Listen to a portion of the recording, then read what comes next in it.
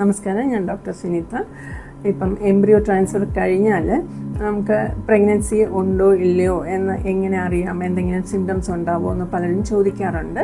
നമുക്ക് embryo transfer കഴിഞ്ഞ് കഴിഞ്ഞാൽ ഇംപ്ലാന്റേഷൻ നടക്കുന്ന സമയത്ത് ചെറിയൊരു ക്രാംസ് വരാൻ, ചിലപ്പോൾ ഒരു സ്പോട്ടിങ് ഉണ്ടാവാം.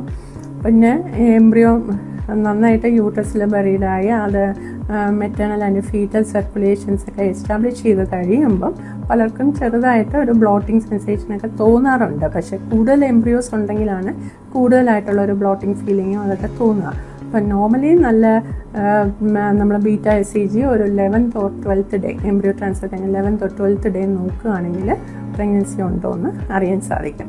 പക്ഷേ ഇതിലെല്ലാം നല്ലതായിട്ട് പേഷ്യൻസ് എംബ്രിയോ ട്രാൻസ്ഫർ കഴിഞ്ഞ് കഴിഞ്ഞാൽ വളരെ റിലാക്സ്ഡ് ആയിട്ടിരിക്കുക, സ്ട്രെസ് ഫ്രീ ആയിട്ടിരിക്കുക, നന്നായിട്ട് ഉറങ്ങുക, നല്ല ഭക്ഷണം കഴിക്കുക, പോസിറ്റീവ് തിങ്കിങ്ങോടുകൂടി ഇരിക്കുക.